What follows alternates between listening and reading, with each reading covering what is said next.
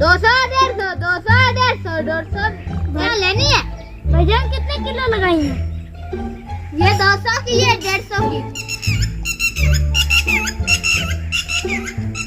भाईजान 1 किलो में कितनी आ जाएंगे? 100 दाना हो जाएगा।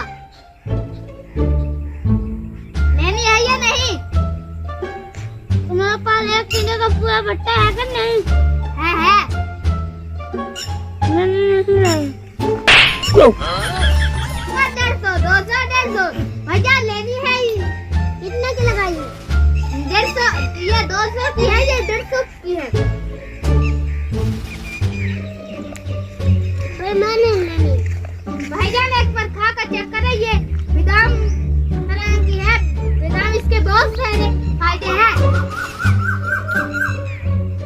अब आप बताएं कि एक दर्जन केले के एक दर्जन में कितने केले होते हैं? ये तो बहुत इजी सवाल है।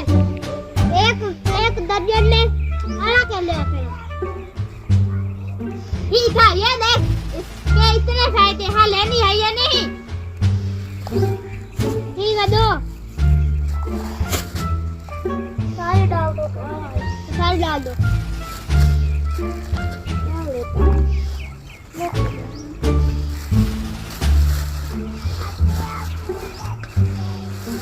ये लो, ऐसे दो हमारे।